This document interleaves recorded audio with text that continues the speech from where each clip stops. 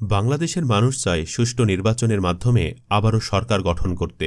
তবে তাদের আশা বর্তমান অন্তর্বর্তীকালীন সরকার আরও কিছুদিন থেকে দেশের অস্থিতিশীল পরিস্থিতি শান্ত করে নির্বাচন দেবে। সুষ্ঠু নির্বাচন হলে বাংলাদেশের সবচেয়ে জনপ্রিয় রাজনৈতিক দলগুলো কে কতটি আসনে নির্বাচিত হবে এটা জানার আগ্রহ বাংলাদেশের সকল মানুষেরই কম বেশি আছে।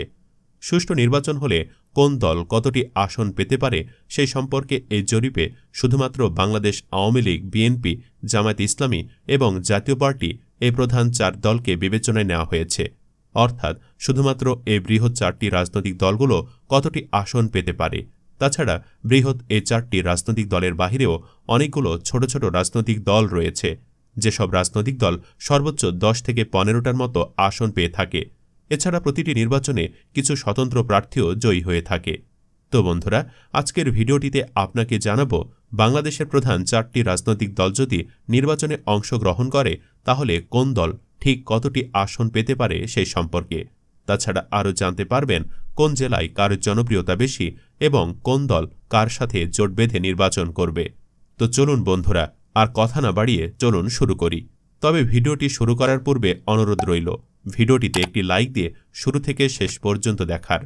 প্রথমে জেনে নেই বৃহৎ এই চারটি দল আওয়ামী লীগ, বিএনপি, জামায়াতে ইসলামী এবং জাতীয় পার্টি কে কার সাথে জোটবদ্ধভাবে নির্বাচন করবে। সুষ্ঠু নির্বাচন হলে আওয়ামী লীগের সাথে জাতীয় পার্টি জোট বেঁধে নির্বাচন করবে এবং বিএনপির সাথে জামায়াতে ইসলামী জোট বেঁধে নির্বাচন করবে।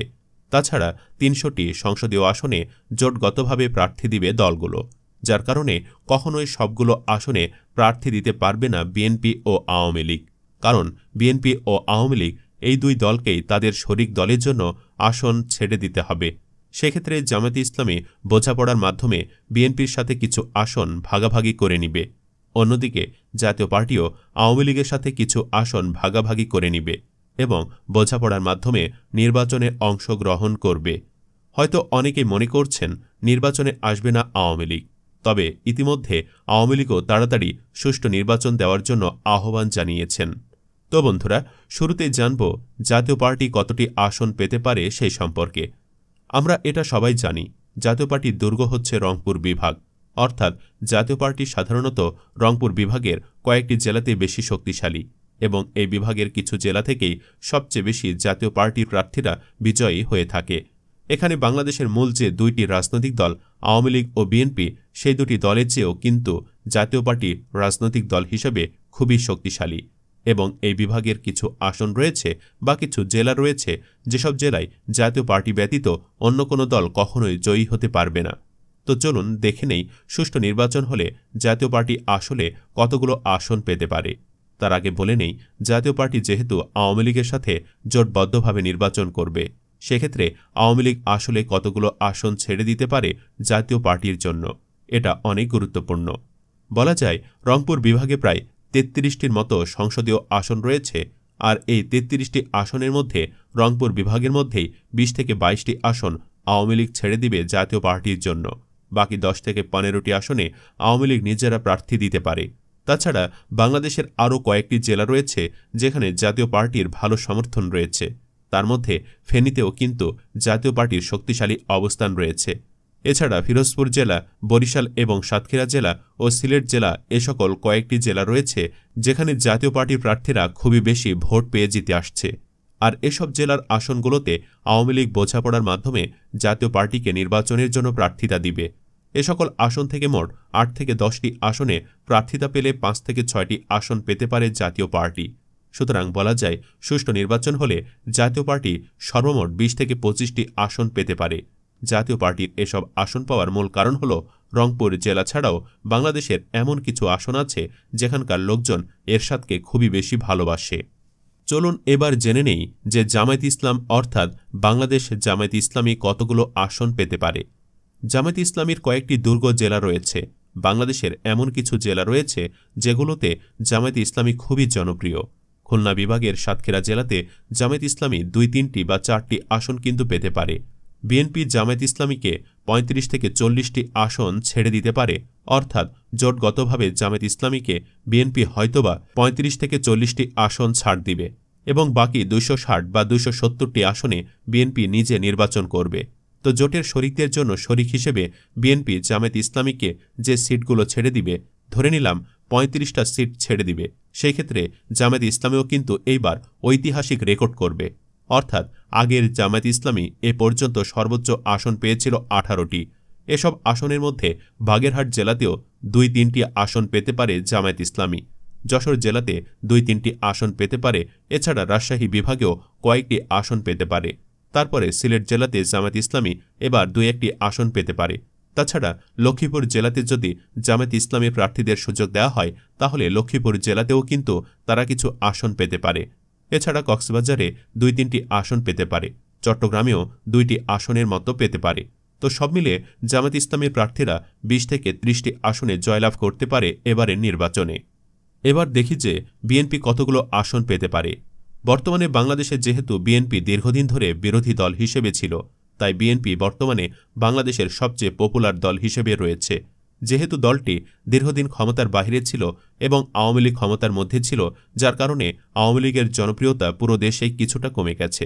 তবে এই সরকার দীর্ঘদিন ধরে যদি নির্বাচন না দেয়, আরও ২-৩ বছর বা ২ বছর পরে যদি এ নির্বাচনটি হয়, আপাতত আমরা যে পরিস্থিতি দেখতে পাচ্ছি তাতে খুব শীঘ্রই নির্বাচনটি হওয়ার কথা নয়। তো সেই ক্ষেত্রে এই সরকার যদি দেরিতে নির্বাচনের আয়োজন করে, তাহলে কিন্তু বিএনপির জনপ্রিয়তা দিন দিন আরও বাড়তে থাকবে। তো আমরা দেখে নেই যে বিএনপি কতগুলো আসন পেতে পারে।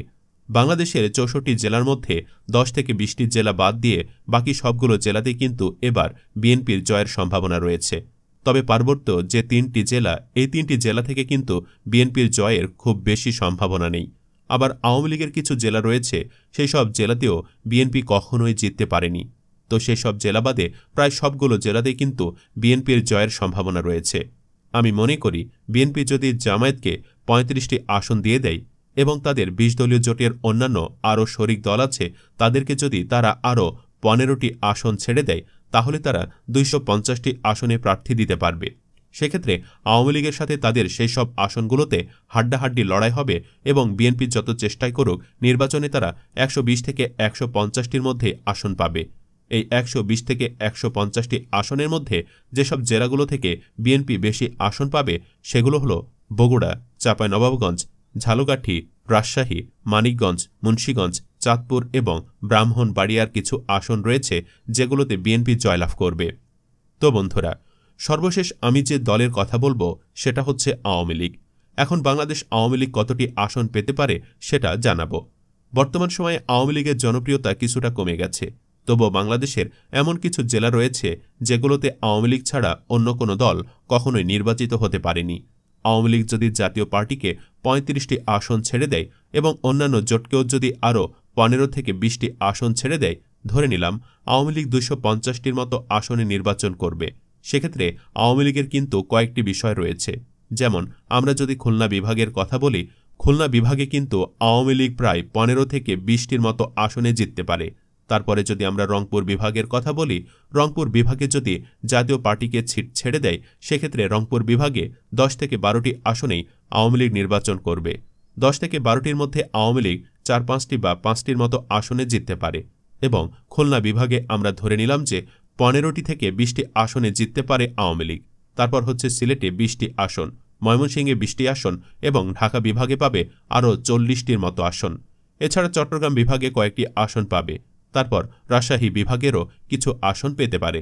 এছাড়া ঢাকা বিভাগের মধ্যে কিন্তু আওয়ামী লীগের কিছু দুর্গ রয়েছে, যেমন গাজীপুর, কিশোরগঞ্জ, মাদারীপুর, শরীয়তপুর, গোপালগঞ্জ এবং নড়াইল, বরগুনা, এগুলো কিন্তু আওয়ামী লীগের দুর্গ। তারপরে বাগেরহাটের খুলনা, যশোর, সিরাজগঞ্জের কিছু আসন রয়েছে, এগুলোও কিন্তু আওয়ামী লীগের দুর্গ। সব মিলে আওয়ামী লীগ কিন্তু ১০০ থেকে ১২০টির নিচে কখনোই আসন পাবে না। কম করে হলেও আওয়ামী লীগ ১০০টির মতো আসন পাবে। তো বন্ধুরা, আওয়ামী লীগ, বিএনপি, জামায়াত ইসলামী এবং জাতীয় পার্টির মধ্যে কোন দলকে আপনি সাপোর্ট করেন, কমেন্টে লিখে জানান সেই দলটির নাম। ভিডিওটি ভালো লাগলে শেয়ার করুন এবং চ্যানেলটিতে নতুন হয়ে থাকলে সাবস্ক্রাইব করে বেল আইকনটি বাজিয়ে রাখুন। ধন্যবাদ।